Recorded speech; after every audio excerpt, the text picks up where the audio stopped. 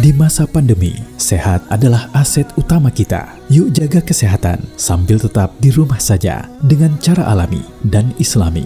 Dibimbing langsung oleh Dr. Agus Rahmadi, MBiomed, MA, seorang dokter, pakar herbal, dan pemerhati Tibun Nabawi. Gabung ke komunitas Sahabat Sehat dan dapatkan juga berbagai keuntungan lain. Hubungi agen Sahabat Sehat Anda atau kunjungi komunitas sahabatsehat.com. Komunitas Sahabat Sehat dipersembahkan oleh Klinik Sehat dan WeHeal. Pak Abdul Matin, saya ibu, ada yang menitip ke Pak Abdul Matin, saya Ibu Umi, sudah 49 tahun, sudah divonis penyakit gagal jantung, namun alhamdulillah bukan koroner dan tidak di ring. Saya nekat memberhentikan obat kimia karena timbul masalah perut kembung, sembelit, hidung sensitif. Saya sekarang minum rempah-rempah, yaitu kunyit, serai, jahe, pandan, dan madu, serta habatus sauda, serta kapsul daun kelor.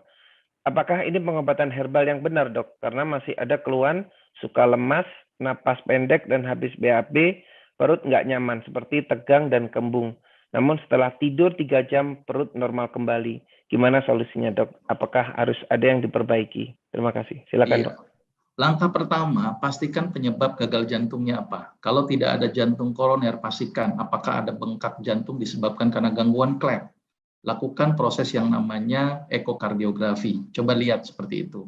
Ataukah bisa disebabkan karena gangguan listrik pada jantung. Maka pastikan dulu penyebabnya itu. Ya, kalau sudah dipastikan maka kita obati berdasarkan penyebabnya. Kalau misalnya ternyata jantung koroner, maka bisa diberikan pegagan. Ya, terus kalau misalnya karena tadi jantung koroner juga misalnya ada pengentalan darah, mungkin bisa diberikan obat-obat seperti bawang putih atau enzim cacing. Ya, tadi yang disebut dengan lumbrokinase. Ya, kalau misalnya disebabkan karena pembengkakan jantung, disebabkan karena beban jantung yang berlebihan, maka bisa diberikan beberapa tanaman obat yang bersifat diuretik seperti kumis kucing, gitu ya, seledri, gitu ya, itu contohnya. Jadi tergantung dari aspek penyebab gagal jantungnya apa. Kalau misalnya dikasih serai, terus kemudian jahe, jahe harus diwaspadai untuk jantung yang memiliki kondisi jantung disertai dengan hipertensi. Jahe memang bagus, tetapi hati-hati untuk kaus-kaus hipertensi. Ya, jadi harus diwaspadai. Ya, serai lebih banyak kepada efek anti peradangan atau anti inflamasi atau bersifat antioksidan saja. Tidak spesifik untuk ke arah mana, gitu ya. Terus tadi Bapak itu menggunakan apa tadi daun kelor ya, daun kelor ya, Dok. Daun kelor ya. Habatus sauda. Mungkin antioksidannya saja atau bisa menambah HB-nya saja, tetapi kalau untuk permasalahan jantungnya perhatikan dulu penyebab jantungnya apa. Jadi begini Pak, dalam kita mensikapi penyakit jantung itu kan jantung tadi banyak macamnya. Apakah gangguan listriknya, apakah infeksinya, apakah tumornya, ataukah karena gangguan sumbatannya atau gangguan klepnya. Nah, pengobatannya pun itu berbeda-beda dari tanaman obat. Jadi nggak bisa tanaman obat digeneralisasi, ya. Misalnya ini untuk semuanya kecuali habatus sauda.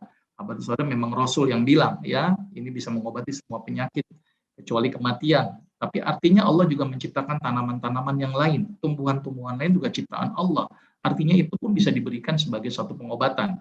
Contoh kasus Rasulullah ketika ada seorang sahabat yang sakit di daerah dadanya, apa yang direkomendasikan oleh Rasulullah? Rasul merekomendasikan kurma ajwa beserta biji-bijinya. Padahal Rasul juga bilang habatus sauda mengobati semua penyakit. Tapi artinya habatus sauda bisa dipakai, tetapi perlu ditambah dengan tanaman obat yang lain. Nah, tanaman obat yang lain itu perhatikan dulu, ini bengkak jantungnya karena apa? Kalau misalnya bengkak jantung akhirnya menyebabkan timbulnya hipertensi, maka langkah konkretnya kasihlah bersifat diuretik. Jadi pembuang kencing, contohnya tadi kumis kucing, seledri, gitu ya.